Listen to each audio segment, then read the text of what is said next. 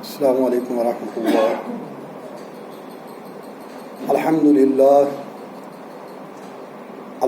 للہ الذی نحمده ونستعینه ونستغفره ونعوذ باللہ من شرور انفسنا ومن سیئات اعمالنا من يهد الله فلا مضل له ومن يضلل فلا هادي له ونشهد أن لا إله إلا الله ونشهد أن سيدنا وسندنا ومرشدنا ومولانا محمدا عبده ورسوله بأرسل حق بشيرا ونذيرا وداعا إلى الله بإذنه وسراجا منيرا. أما بعد فإن خير الحديث كتاب الله وخير الهدي هدي محمد صلى الله عليه وسلم وشر الأمور محدثاتها وكل محدثات بدعة وكل بدعة ضلالة وكل ضلالة في النار. قال الله تبارك وتعالى في كتاب الحميد وفرقان العظيم فاستعوذ بالله السميع العليم من الشيطان الرجيم بسم الله الرحمن الرحيم وَتَعْصِمُوا بِحَبْلِ اللَّهِ جَمِيعًا وَلَا تَفَرَّقُوا. اللهم صل على محمد وعلى آل محمد كما صليت على إبراهيم وعلى آل إبراهيم إنك حميد مجيد. اللهم بارك على محمد وعلى آل محمد كما باركت على إبراهيم وعلى آل إبراهيم إنك حميد مجيد. ورب اشرح لي صدري ويسر لي أمري واحلل عقدة من لساني يفقهوا قولي. رب زدنا علما رب زدنا علما سبحانك لا علم لنا إلا ما علمتنا إنك أنت العليم الحكيم. آمین یا رب العالمین. حمد و ثنا، تعریف، تسبیحات و تحمیدات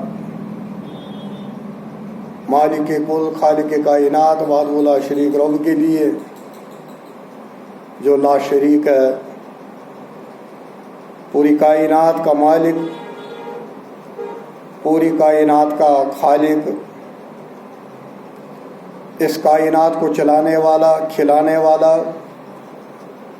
زندگیاں بخشنے والا، بیماروں کو شفا دینے والا، بے اولادوں کو اولاد دینے والا ایک اللہ کی ذات جس کا کوئی شریک نہیں. درود و سلام ہو آقا مدنی حضرت محمد رسول اللہ صلی اللہ علیہ وسلم کی ذات اقدس پر، جنہیں اللہ رب العالمین نے رحمت بنا کر بھیجا اور قرآن کے اندر ذکر فرمایا، ایک آیت نازل فرمائی، وَمَا أَرْسَلْنَاكَ إِلَّا رَحْمَةً لِلْعَالَمِينَ. حمد و ثنا، درود و سلام کے بعد ہم اللہ کی بارگاہ میں دعا کرتے ہیں اور التجا کرتے ہیں کہ اللہ رب العالمین صحابہ کرام کے درجات بلند فرمائے، اولیاء کرام کے درجات بلند فرمائے، اور علماء حق ان کے بھی درجات بلند فرمائے، جنہوں نے اپنی زندگیاں وقف کر دی اس دین حق کو ہم تک پہنچانے کے لیے. آج بہت عرصے کے بعد یہاں پر جمعہ کا خطبہ اللہ رب العالمین نے نصیب فرمایا، کیونکہ میری جو اپائنٹمنٹ تھوڑی دور ہو گئی ہے. انشاءاللہ العزیز بیچ میں جب بھی میں وہاں سے آؤں گا تو جو ایک جمعہ ہو، دو ہو، وہ میں یہاں پر آتا رہوں گا، کیونکہ ہمیں اس مسجد کے ساتھ اور آپ لوگوں کے ساتھ بہت لگاؤ ہے. بہرحال کل میں اسی سلسلے میں آیا تھا، تھوڑی پریشانیاں بھی تھی، تو یہاں کی انتظامیہ نے کہا کہ اتفاق اور اتحاد پر بات کیجیے، اور اس میں دو موضوع آئیں گے. اتفاق و اتحاد بین المسلمین، مسلمانوں کے درمیان اتفاق اور اتحاد، یہ اس کا ایک پہلو ہے۔ اتفاق بین الناس، پوری کائنات کے لوگوں کے درمیان اتفاق و اتحاد۔ الحمدللہ اللہ رب العالمین نے جو اس انسانیت کے لیے ایک لاہ عمل بھیجا کتاب کی صورت میں اور محمد رسول اللہ صلی اللہ علیہ وسلم کی سیرت کی صورت میں، دونوں میں رہبری اور رہنمائی ہمیں موجود ہے کہ جب آپ بین المسلمین اتفاق اور اتحاد کی بات کریں گے تو ان میں کن چیزوں کا خیال رہے، اور جب اتفاق بین الناس، پوری کائنات کے لوگوں کے درمیان جب اتفاق ہو تو اس کے لیے کون سے لاہ عمل ہم نے اپنانا ہے۔ جب محمد رسول اللہ صلی اللہ علیہ وسلم مبعوث ہوئے، اس وقت پوری دنیا کے اندر، پوری کائنات کے اندر جہالت کا اندھیرا تھا، اس پوری دنیا کو جہالت نے گھیر رکھا تھا۔ تو محمد رسول اللہ صلی اللہ علیہ وسلم کو اللہ رب العالمین نے اس اندھیرے کو مٹانے کے لیے علم کے نور کے ساتھ بھیجا کہ یا رسول اللہ صلی اللہ علیہ وسلم، اس وقت دنیا جو ہے کائنات بٹکی ہوئی ہے، یہ کہیں خداؤں کو ماننے لگی ہے، یہ دیوی دیوتاؤں میں یقین رکھنے لگی ہے، اور یہ مجھے بھول چکی ہے یہ انسانیت۔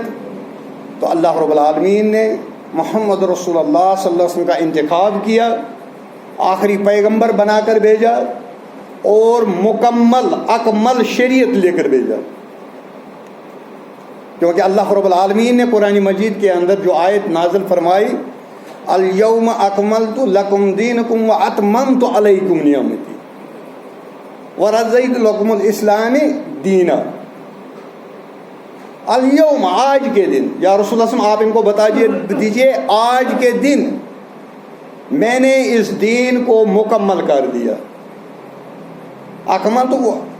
الیوم اکملت لکم دینکم واتممت علیکم نعمتی، اور تم پر نعمت تمام کر دی۔ اور جب نعمت تمام ہو جائے اس کے بعد اس میں بڑھانے کی ضرورت نہیں پڑتی ہے۔ آپ ایسے سمجھ لیجئے کہ ایک برتن پانی سے بھرا ہوا ہے، پورا جہاں تک اس کو پانی آتا ہے وہاں تک بھرا ہوا، تو اس کو مکمل کہیں گے۔ یہ برتن جو ہے پانی سے مکمل ہے یا دودھ سے بھرا ہوا ہے، مکمل ہے۔ اور اگر کوئی آدمی یہاں سے آ کر اس میں اور ڈالنے کی کوشش کرے گا تو وہ نادان ہے، وہ بیوقوفی کر رہا ہے، کیونکہ یہ پہلے ہی مکمل ہے۔ جو چیز مکمل ہوتی ہے اس کے ساتھ چھیڑ و چھاڑ نہیں کی جاتی ہے، وہ برابر مکمل ہے۔ ہاں، جو چیز ادھوری ہو اس میں کمی کو پورا کیا جا سکتا ہے۔ اور اس دین کے اندر جو اللہ رب العالمین نے محمد رسول اللہ صلی اللہ علیہ وسلم کو ذمہ داری لگائی کہ یہ کائنات کے لوگوں تک پہنچاؤ، اور یہ مکمل ہو چکا۔ اسی پر یہود نے کہا تھا امیر المومنین حضرت فاروق اعظم رضی اللہ تعالیٰ عنہ سے کہ آپ کے قرآن میں ایک آیت ایسی ہے، اگر وہ آیت ہم یہود پر نازل ہوتی تو ہم اس کو عید کا دن مناتے، خوشی کا دن مناتے، ہم اس دن تہوار مناتے۔ امیر المومنین حضرت فاروق اعظم رضی اللہ تعالیٰ عنہ نے اس یہودی سے فرمایا، اے یہودی، میں اس آیت کو بھی جانتا ہوں اور اس مقام کو بھی جانتا ہوں جہاں پہ یہ اتری ہے، اور اس دن کو بھی جانتا ہوں جہاں پہ یہ اتری، یہ عرفات کے اندر اتری۔ آخری حج تھا محمد رسول اللہ صلی اللہ علیہ وسلم، حجۃ الوداع کے موقع پر یہ آیت نازل ہوئی، الیوم اکملت لکم دینکم واتممت علیکم نعمتی۔ اور یہ وہی آیت ہے جس آیت کے بارے میں حضرت آتے روایت کے اندر آتے ابو بکر صدیق رضی اللہ تعالی عنہ رونے لگے۔ بہرحال یہ دوسرا موقع پہلو ہے۔ تو یہ آیت جو ہے یہ دین کو مکمل کرنے کے لیے اللہ رب العالمین نے کائنات سے کہا، نبی کریم صلی اللہ علیہ وسلم سے فرمایا آپ پورے کائنات کے لوگوں کو بتا دیجئے یہ دین آج کے دن میں نے مکمل کر دیا اور نعمت تمام کر دی، اب اس میں بڑھانے کی ضرورت نہیں، نہ اس میں کم کرنے کی ضرورت ہے۔ جو کم کرے گا وہ بھی گمراہ، اور جو اس میں بڑھانے کی کوشش کرے گا وہ بھی گمراہ ہو جائے گا۔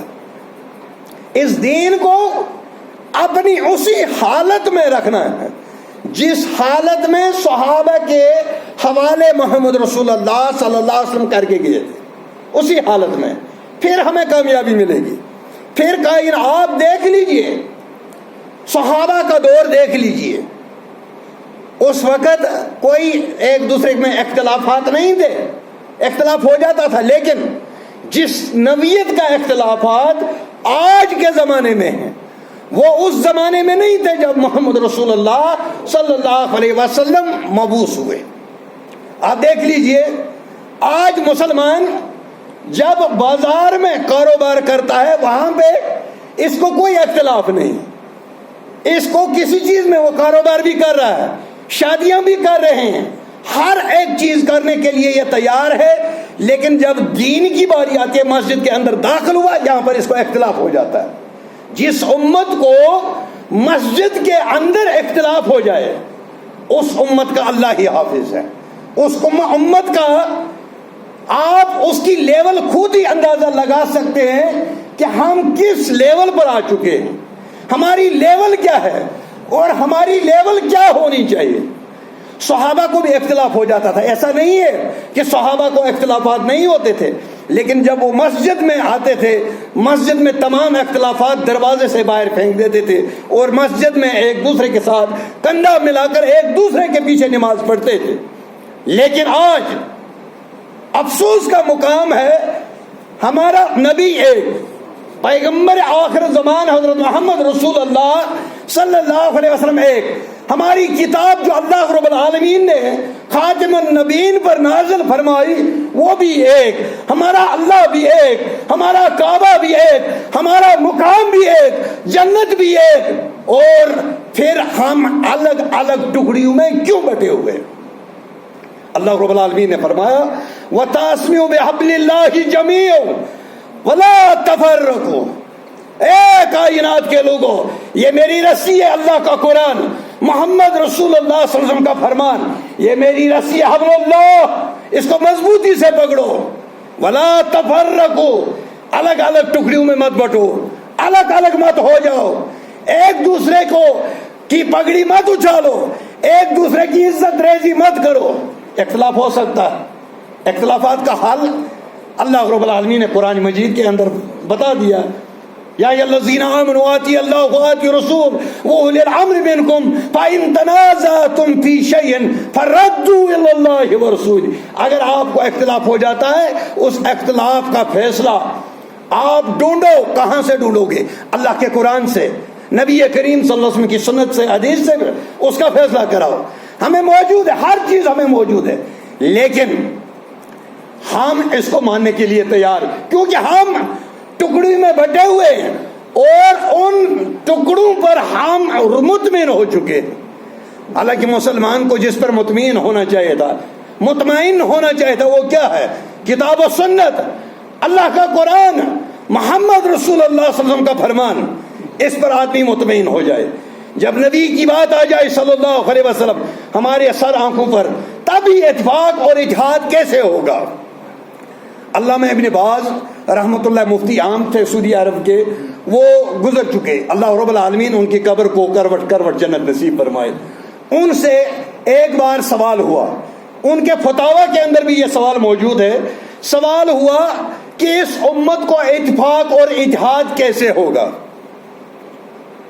تو انہوں نے شارٹ کٹ میں بتایا کہ اگر اس امت کو ایک ہی پلیٹ فارم پر آنا ہے، پھر انہوں نے اپنے علماء کو سائیڈ پر رکھ کر اللہ کے قرآن اور محمد رسول اللہ صلی اللہ علیہ وسلم کی سنت احادیث مبارکہ ان پر عمل کرنا شروع ہو جائے گی اور اتفاق ہو جائے گا، اور کسی چیز سے اتفاق نہیں ہوگا۔ میں آپ کو مثال بتاؤں، اگر ہم کہیں کہ چار مسلک ہم فی الحال لے لیں گے، امام ابو حنیفہ رحمۃ اللہ علیہ کروڑوں رحمتیں ہوں ان کی تربت پر، اللہ رب العالمین ان کے درجات بلند کرے۔ انہوں نے کہیں یہ نہیں کہا اے میں نے ہمارے ماننے والوں جہاں میری بات کتاب و سنت کے خلاف ہے آپ مانو، نہیں، انہوں نے کہا چھوڑ دو۔ یہی بات امام شافعی رحمۃ اللہ علیہ نے بتائی، یہی بات امام احمد بن حنبل رحمۃ اللہ علیہ نے بتائی، اور یہی بات امام دار الہجرہ امام مالک رحمۃ اللہ علیہ نے بتائی۔ وقت کا بادشاہ امام دار الہجرہ کے پاس گئے، امام مالک رحمۃ اللہ علیہ کے پاس، فرمایا آپ کی موطا کو قانونی حیثیت دی جائے گی، آپ چیز جسٹ ہیں، اور اسی موطا کا قانون یہاں کی عوام پر نافذ کیا جائے گا۔ اس نے ایسی اجازت نہیں دی، بولا ایسا نہیں ہو سکتا ہے کیونکہ میں ایک عالم ہوں، اور اعلیٰ جو ہے وہ کتاب و سنت ہے۔ صحابہ پھیل گئے تھے، کوئی ہو سکتا ہے کوئی بات ایسی ہو میں نے بتائی ہو لیکن وہ سنت کے خلاف ہو، اور ہم اس کو نافذ کر دیں گے، ہم نافذ نہیں کر سکتے۔ یہ بڑے پھکا ہیں، انہوں نے امت کو بہت کچھ دیا ہے، انہوں نے امت کو فقہ بنا کر دیا، انہوں نے امت کو دین کو بہت ہی آسان بنا کر دیا، لیکن اس کا یہ مطلب نہیں ہے کہ پھر ہم ایک ہی کو پکڑ کر اسی راستے پر شروع ہو جائے، دوسرا دوسرے کو پکڑے اور ایک دوسرے کے پیچھے نماز پڑھنا ہم جائز نہ سمجھے۔ یہ کون سا دین ہے؟ یہ صحابہ میں نہیں تھا۔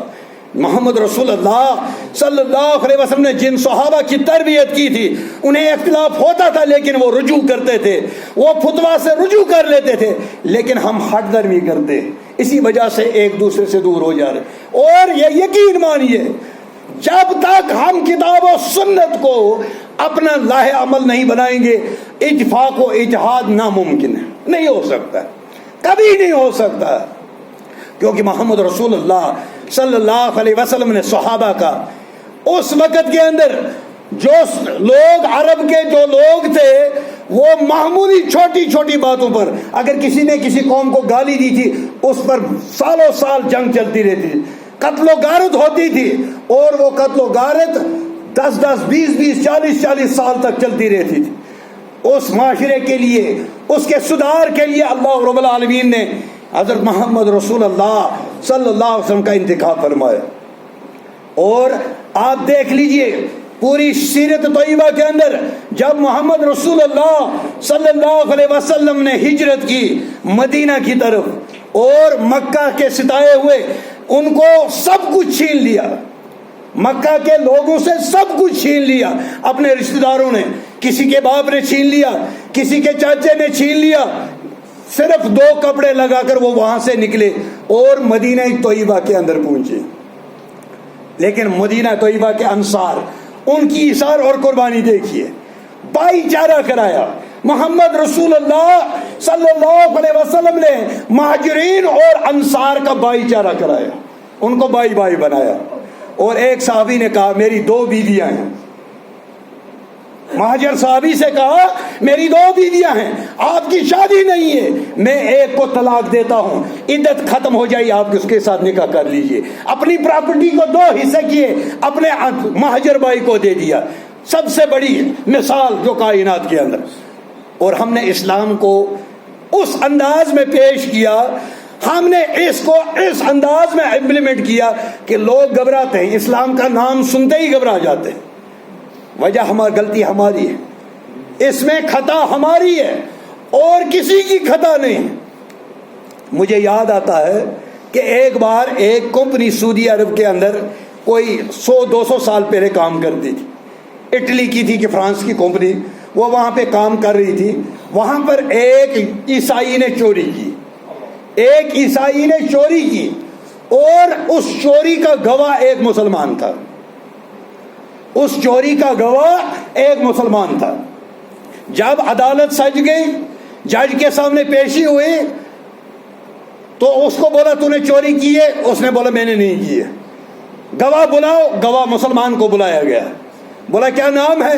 تو مسلمان نام جب بتایا گیا، جج نے فیصلہ لکھا، اس کو سزا دے دی۔ تو اس مستغیث نے کہا اے جج صاحب آپ نے کیسے فیصلہ لکھ دیا؟ آپ نے جب نام ہی سنا کہ اس کیس کے اندر اس عدالت میں جو گواہ ہے مسلمان ہے، آپ نے فیصلہ سنا دیا۔ اس نے پتا ہے تاریخی الفاظ ہے یو نو ہی از مسلم، آپ جانتے ہیں یہ مسلمان ہے. یعنی کہ وہ بھی جانتے تھے ایک زمانہ تھا کہ مسلمان جھوٹ بولتا ہی نہیں. انہیں یہ یقین تھا جس بات میں مسلمان گواہی دے اس گواہی کو رد نہیں کیا کرتے. کون؟ نصارہ رد نہیں کرتے، ہنود رد نہیں کرتے تھے. یہ وقت تھا ایک، اور ایک آج کا وقت ہے. اور وہی کمپنی ایک بار اڑی کے اندر کام کر رہی تھی، پروجیکٹ کے اندر، وہاں پر چوری مسلمان نے کی تھی. وہاں پر چوری کرنے والا ایک مسلمان تھا. نام میں نہیں بتاؤں گا کیونکہ کسی کی عزت کو اچھالنا اچھی بات نہیں. تو وہ جب جج آیا تو وہ اس کو یاد آئی وہ بات، وہ پرانا قصہ اپنے کیا بولتے اسلاف کی بات یاد آئی، اور اس نے سر پر ہاتھ مارا، بولا افسوس، افسوس کا مقام ہے کہ وہ بھی زمانہ تھا جب مسلمان کا نام سنتے ہی جج نے فیصلہ سنایا. لیکن آج میں مجرم دیکھ رہا ہوں وہ مسلمان ہے. ہماری کوتاہیوں کی وجہ سے، ہماری بدعمالیوں کی وجہ سے دنیا کے اندر جتنے بھی فتنے فساد ہو رہے ہیں، ہماری بدعمالیوں کی وجہ سے، ہماری بدعمالیوں کی وجہ سے اس وقت اسلام پر انگلیاں اٹھ رہی ہیں. یہ ہمارا کردار، کریکٹر، ہم کریکٹر لیس ہو چکے.